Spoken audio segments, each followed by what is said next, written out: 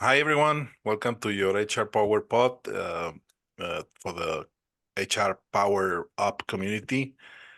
Today with me, I have a friend of mine that I known for almost 10 years.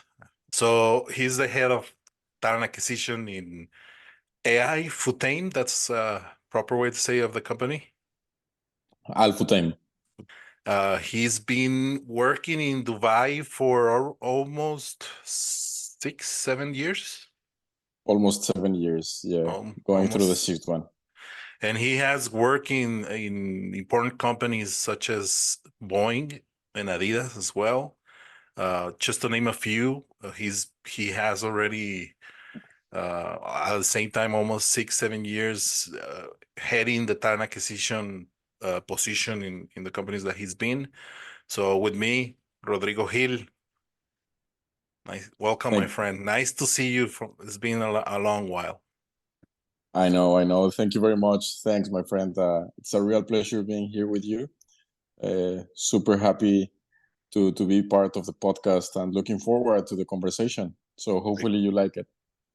Great. So talk to us a little bit. How did you get to Dubai, my friend? How did your career get you all the way there?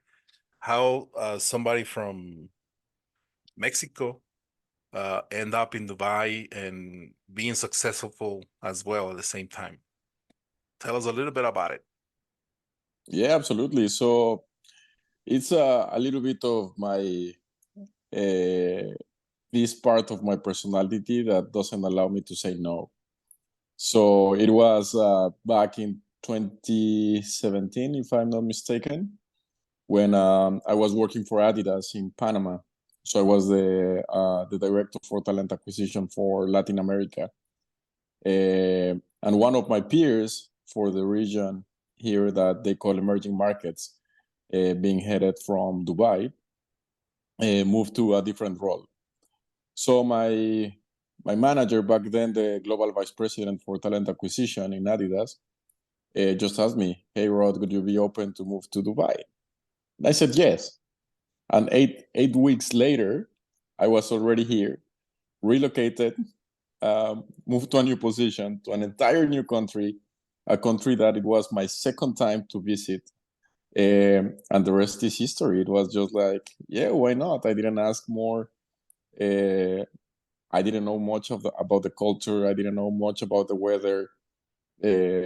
All I knew is that whenever you're mobile and whenever you say yes to opportunities that come in front of you without much hesitation, you will have a lot of fun. So that was kind of my mantra, and it happened. I've been having a lot of fun in the country. I love where I live. I've loved the companies that I have collaborated with, and it's been a great journey. But yeah, to answer your question, it's like how I ended up here. It's this difficulty that I have to say no.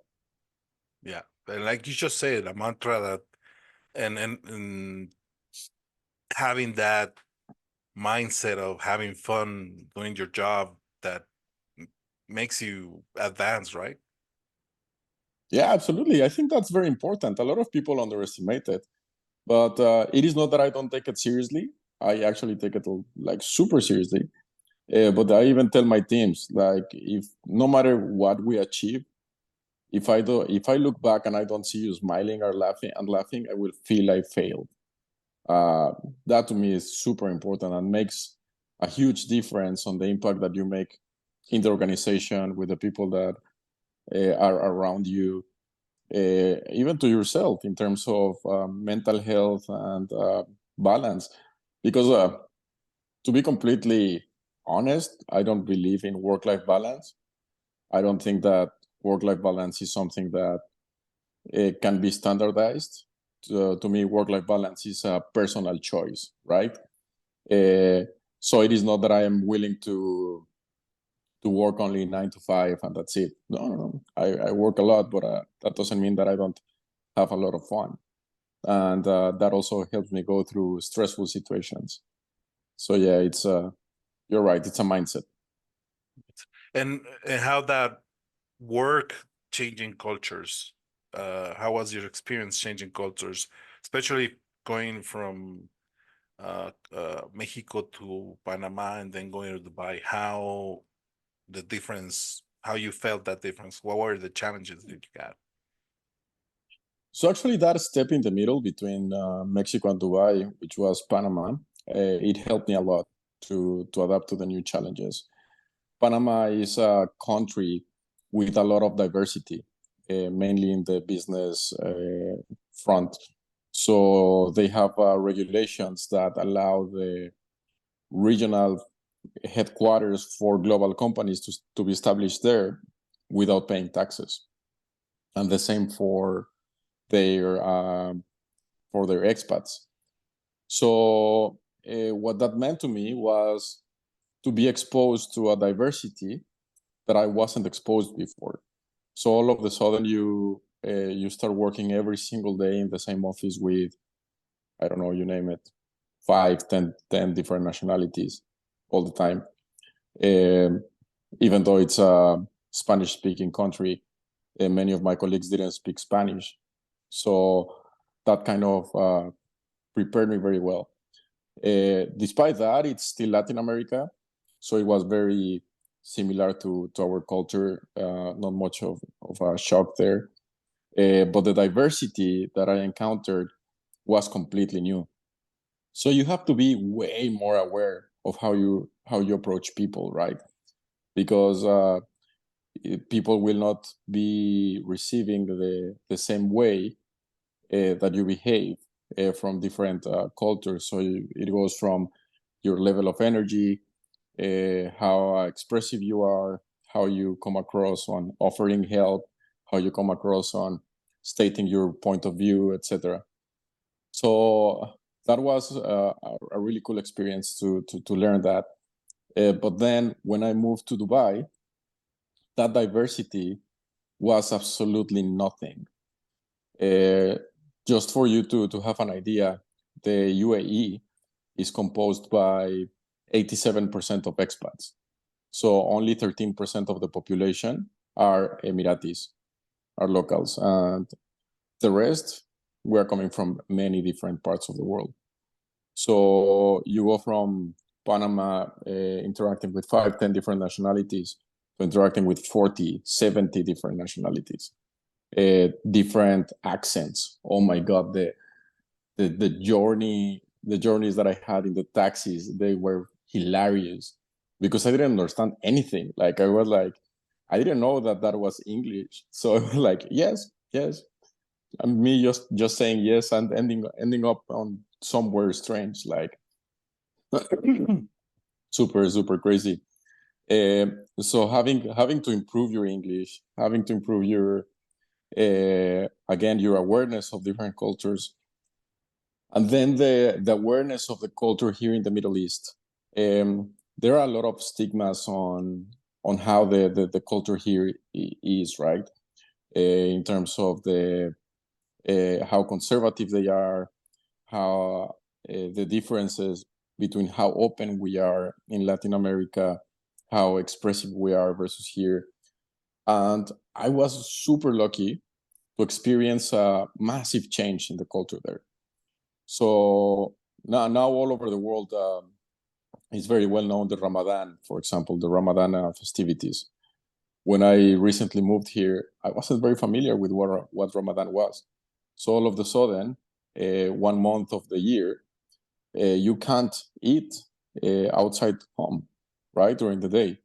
There are no restaurants. If you get caught drinking water or eating food, you get fined.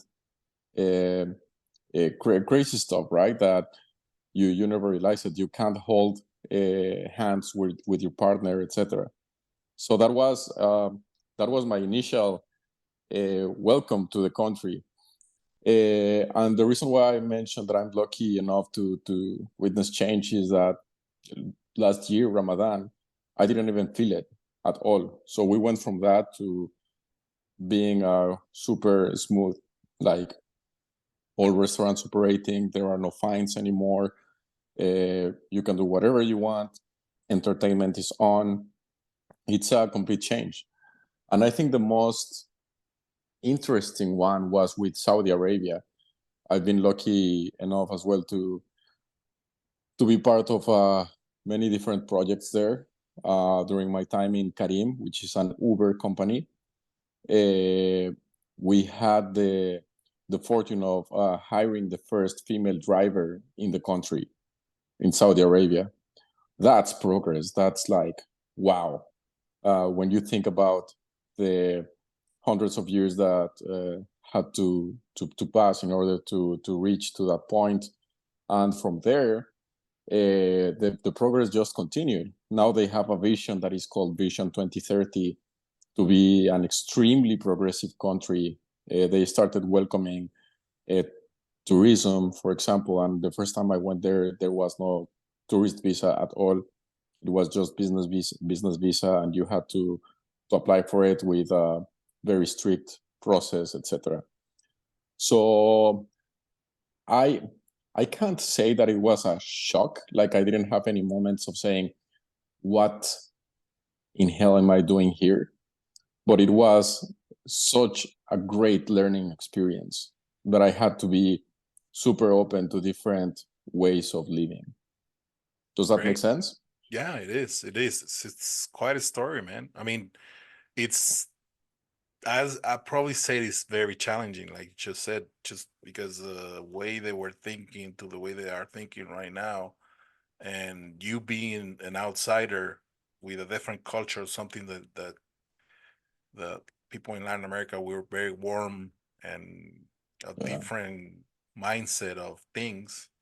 I bet it was very difficult. So how was the recruiting there? How was do you recruit just from the country, or you, because I know you have a global role, but you attract people from other countries a lot to go to work to Dubai?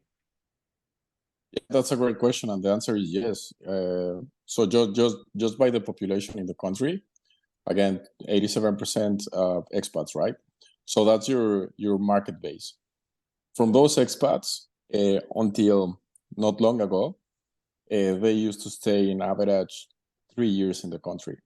So the skills that you have in the country are not very mature skills. So you import the skills. The skills are here, they perform, they don't develop much in terms of they don't reach to a level of maturity of decades. And then they leave back to their countries. So that is how Dubai or the UAE used to be. Now they have implemented different strategies, just like something that is called the golden visa, where you can have a visa for 10 years and you can stay in the country for 10 years. However, with that said, the country has been, it was formed only 51 years ago. So look at it from the perspective of the industries, right, where you operate, and the supply and demand of talent. You will have no industry with more than 50 years in the country at all. And most of them have no more than 20 years in the country. From there, you go with how many actually have developed national skills, meaning how many universities have offered the topics to develop them.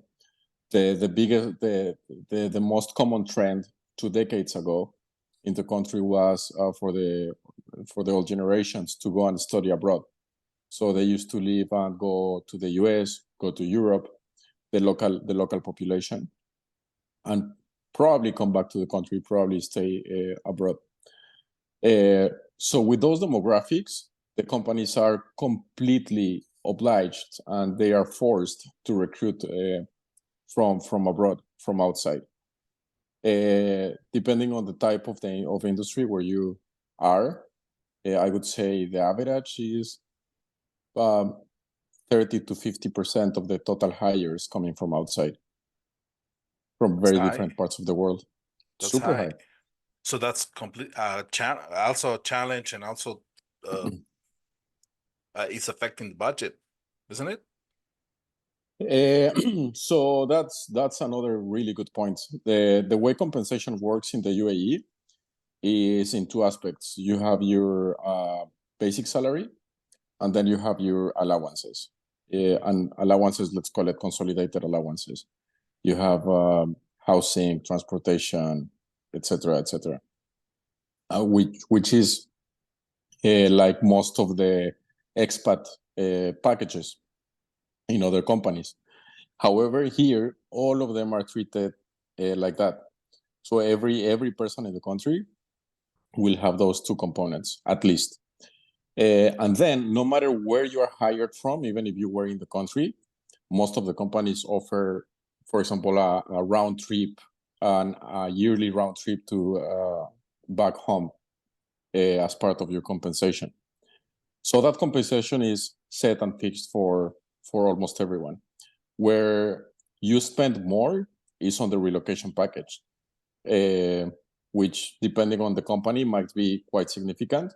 And some others, the practice that they do is they just pay you a specific amount of money, and you do whatever you want with it. You can you can rent a container, you can buy new furniture, whatever. But in reality, in the budget of paying them their annual salary, it's exactly the same. And the reason why it's the same as well is because we are a tax-free country. So there is no income tax. So it's very attractive, to be honest. And that's how the candidates see it. I mean, do you guys obviously changing jobs is difficult. Changing countries is, I think, more challenging. So how you attract your candidates, how you convince them to go to Dubai? I mean, probably somebody from, I'll say something challenging, but I probably think somebody from US or somebody from Correct. I don't know, a high country in Europe. How you attract those individuals?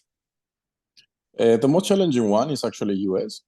US is probably the most difficult to attract, and for them to stay, they find it quite difficult. And again, I'm generalizing. It's not the rule for everyone, but I have found it quite difficult. And the reason why is in two folds. The first one, they don't care if it's tax free because they anyways have to pay taxes. So it's not that convenient, right? That perk doesn't apply for them. And the second one is cultural.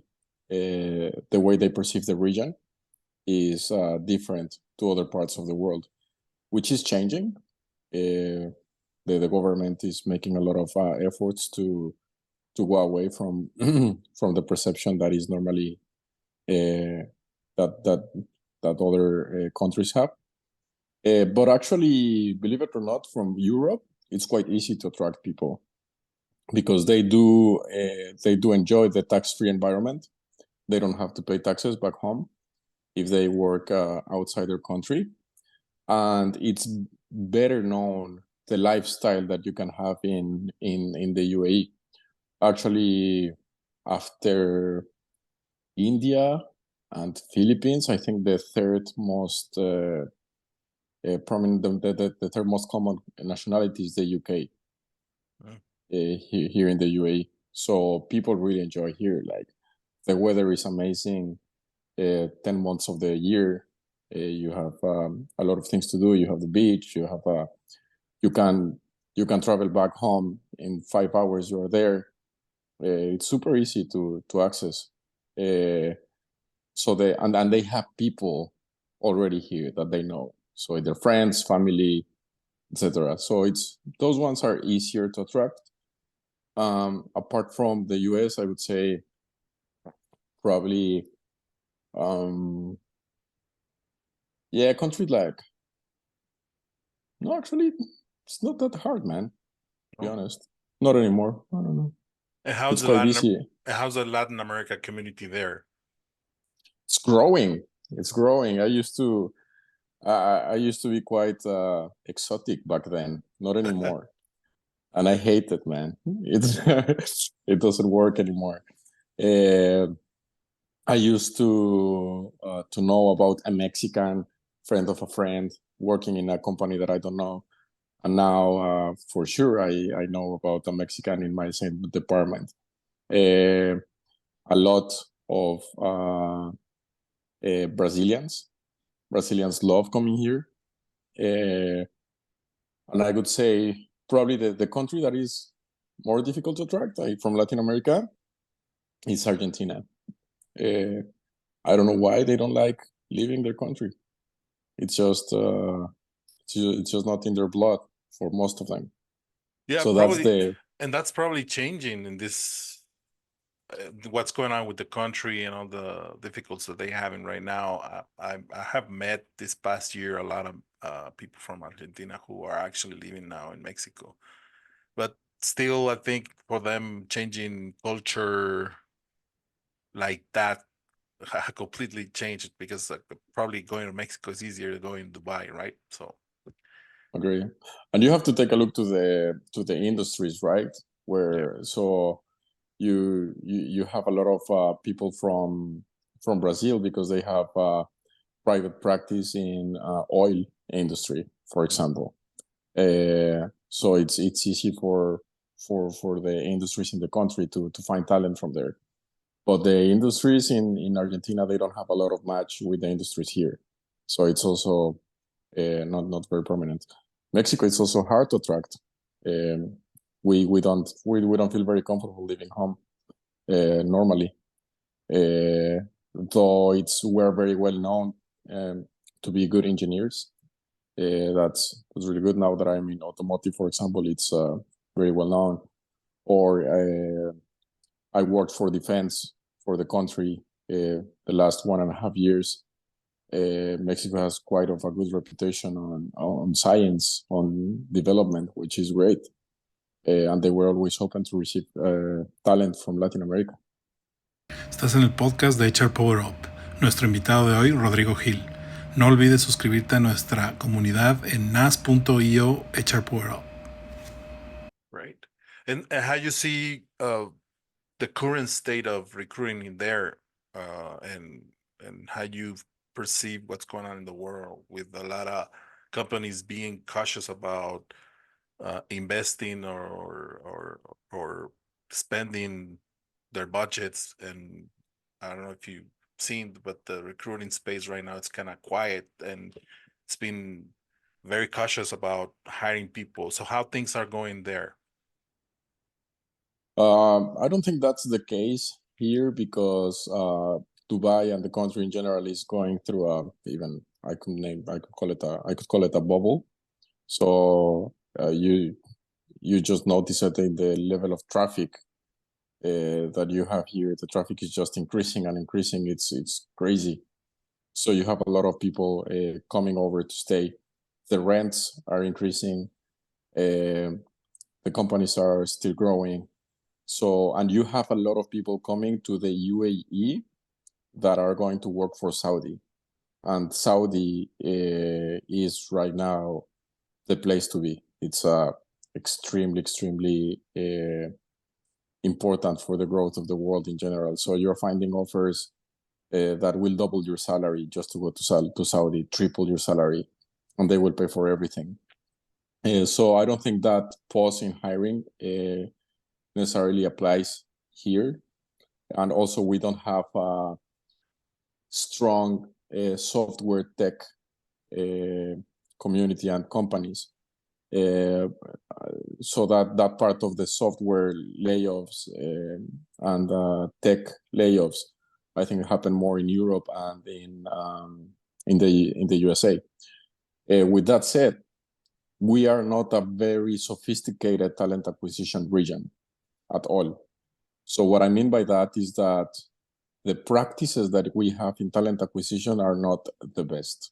And you also don't find the best and the most sophisticated applicants as well. Let me give you some examples. Whenever you post a requisition here in the region, be it the GCC countries, Saudi Arabia, UAE, Kuwait, Bahrain, those countries, you receive around 800 applicants in one day, in one single day. Out of those 800 applicants, probably 1% will be relevant. So you have recruiters going through hundreds, thousands of applications that are not relevant. Then if you want to do headhunting in the countries or in the region is not very easy because people don't update their profiles very well. And giving you again the example of Saudi right now, I have a very important project opening there. And if you don't call Saudis from a Saudi number, chances are that they are not going to pick the call, for example, which is quite crazy. So the numbers are there. We are recruiting a lot. We have the offers to be competitive. We are getting there in terms of being attractive to anyone in the world. But we still lack some practices in terms of candidate experience, in terms of talent acquisition, marketing, campaigns, etc. That's still a little bit lagging behind. So you think that branding and the companies will have to invest a little bit about what they are inside, right? The how you call this, which is that was something that I did a lot. Again, it's part of branding, right? It's branding, how you brand your company, how you brand that experience, and the whole possibilities of being in those companies, right? Yeah, I think you're spot on. You have to change internally in the organization if you want to attract the best in the world. So we are aiming to attract the best in the world, but the candidate and the employee experience are not the best. So we're still, depending on where you work, right? If it's a global company, chances are that you are going to get a global standard experience, right, as employee. However, in the more local or more conservative organizations, there is still this evolution to be made in terms of focusing not only on compensation, but in the overall culture. And how it also applies to talent acquisition is that you don't have highly engaged and professional hiring managers. So the interviews, sometimes what I've seen are like, how did you become a manager? Like, that's crazy. How you dare to ask those questions?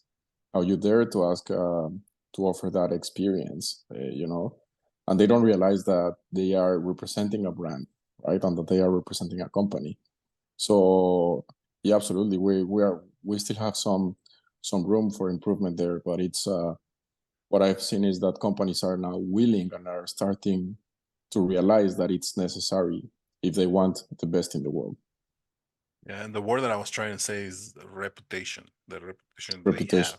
Yeah. So it's part of the brand, and that's how you sell the company to prospects or even clients, I might say, because some clients do actually look at what you're doing inside, right? Absolutely. So it's I love candidate experience.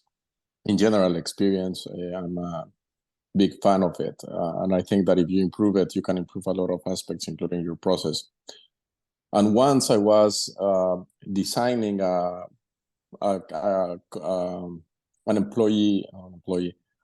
candidate experience survey.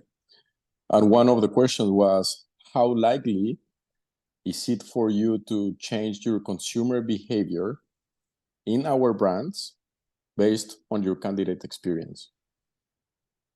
You know what I mean? Yeah. So how likely is it for you to buy less or more from us based on your candidate experience? 70% of the applicants responded highly likely. for them to buy less or more based on their candidate experience. That year, we had 1.2 million applicants. Just imagine, if you convert that into money value, it's massive, massive. But I do think that it's our responsibility as HR professionals to start coming to the business and to the business leaders with real arguments, with real reasons on why it's important to take care of the reputation and how it will affect your business. Data needs to be there. To me, it's enough of seeing HR or like the birthday cake organizer, right? No, man. Like we need to professionalize ourselves. We need to bring data. We need to understand how we are going to make the company successful in the marketplace, what role we play, and how we convince the organization to invest on improving the human resources practices. And you just also hit another hot topic, which is something that we need to do. We do talk a lot about HR being sitting at the table and having not just an opinion, but information that will bring to the whole organization value, and it will help being more productive. And like you just said, HR is part of it. Doesn't need it at this time. They don't have to be looking for a place on the table. At this time they have to have it, right? And they have to have the information that will add value to the business for them to be more efficient and improve their numbers, and that's affecting the business and being that's being an influential for the company, right? And again, you will affect value a lot. Correct. by Yeah. mentioning that, right? Having an opinion, uh talking about what it is grow, because people will grow the company and they will be more productive if they're happy about it, about brand, about the environment. And like you just said at the beginning, you have to be happy what you're doing, right? Yeah, absolutely. And now I think that it's our task and our duty to put a number to that, right? We all need to measure what makes a company successful in whatever environment they operate. And if we as HR, we are not capable of articulating what is the value at the end with real KPIs and with real indicators of how we are going to prove that commercial or expansion or whatever metric it is, through engagement, through whatever, we are not doing our job. Because at the end, as Dave Woolrich says, our job is not to make people happy. Our job is not to improve engagement. Our job is to help the organization win in the marketplace. But if not even us understand how we can do it, we're failing. Yeah. And KPIs, the information is a tool for us to talk to those stakeholders, because Absolutely. you just said it. Those stakeholders need to be that flag for the company that talk about experience and a little bit about what they can accomplish to their troops, right? Absolutely. And that will be you just said. I mean, again, be there in the market and in the segment that you are, and be attractive. Correct. Perfect. So how you see recruiting? You just mentioned how recruiting is in that part of the world that you are, but how you see the recruiting now with all the tools being customized with AI, and how you see AI helping recruiting? What's your opinion on that? I think it's a great tool for us to become way faster, which is awesome. And if we are not talking about being faster or bringing better quality of talent, we are not understanding what the business wants.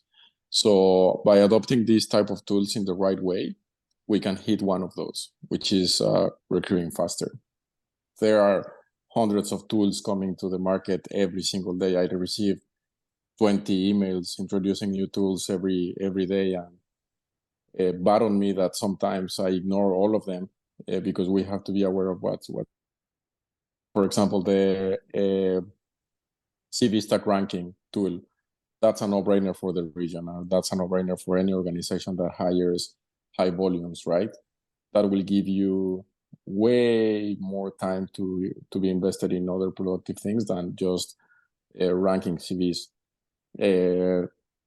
Video interviews with AI, that's amazing. And the AI component is not on the video. I think that's still a little bit unethical. We're talking from the AI perspective. I think they still need to gather much more information from the world to have an AI effective tool for video. But when you record it, there is a tool that's called HireView.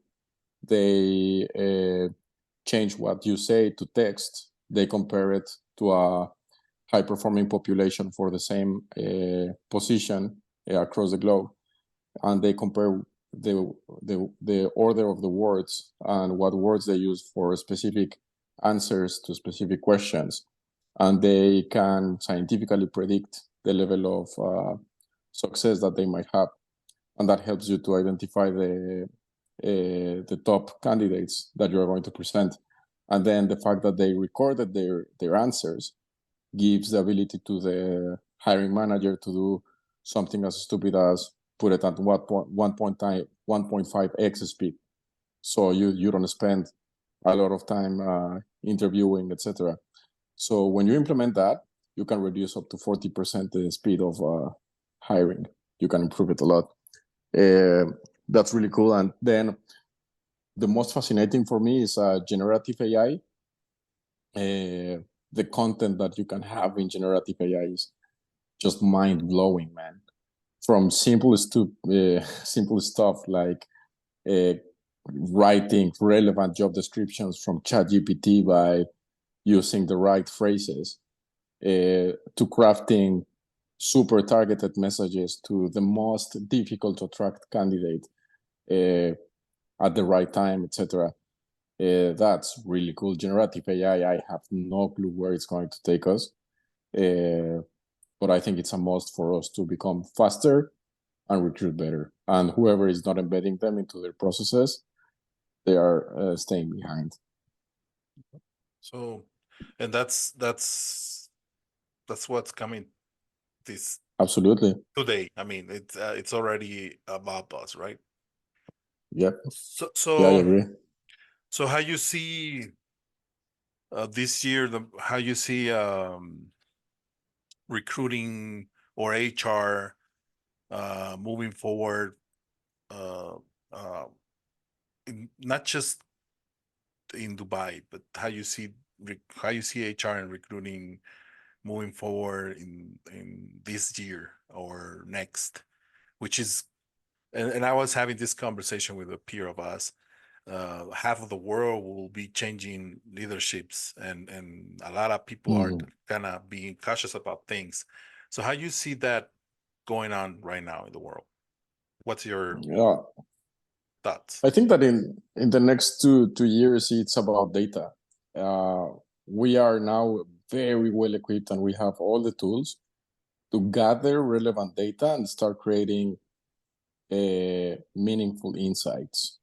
When you create meaningful insights crafted and oriented to improve the experience of the colleagues or employees, is when you start creating a huge difference. And when I mean experiences, it might mean retention experiences, learning experiences, recruiting experiences. When all of a sudden you have enough data to proactively tell one of your employees, hey, you know what? I think that you're ready for your next move. I found these 3 positions that are open in the organization that you might be interested in.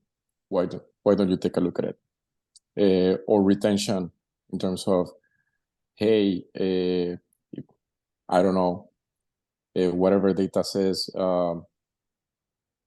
if you, I don't know what the message would be, but if you can suggest an intervention proactively before this manager, this employee comes with an offer from another employer, that's amazing. And I think that in the next 2 years, it will be the time for us to start using those data in order to create meaningful experiences.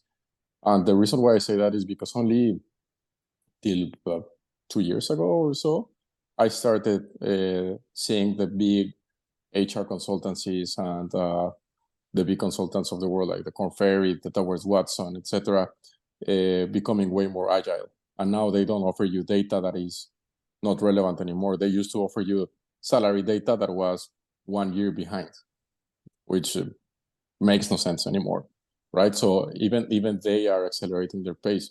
If we are smart enough to take that fresh data combined with AI, combined with LinkedIn Recruiter, LinkedIn Talent Insights, and the data that you have about your own employees, you are going to be able to make a difference in the next 2 years. Make a difference. You just said it.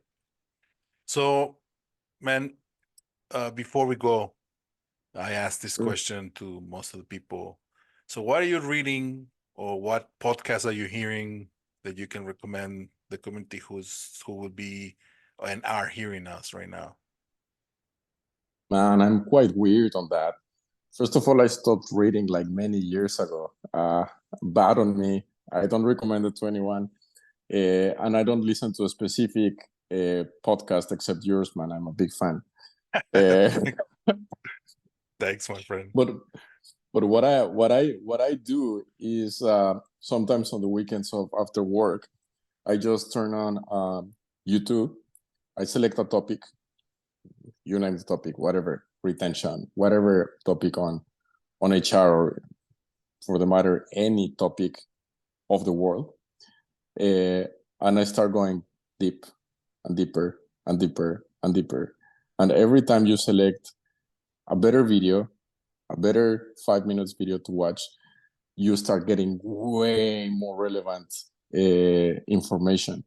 And it's not only from one author, it's from diversity of sources. And you start discriminating which one is relevant or better or not. And all of a sudden, give yourself 3 days of doing that exercise, 3 hours a day, and you end up with a lot of knowledge, like a lot of knowledge. And I recently did my master's in HR, and I was so frustrated because they were asking me to do my research and my papers based on books from the 80s. And I was like, dude, the same author is giving me way more accurate information in today's world through these videos. How can you refute that? It's like, no, it's not valid. God, so frustrating. Just read the books and put the answer that you say in 50 years ago. Exactly, correct. Don't make a Correct. revolution about it. People will hear you.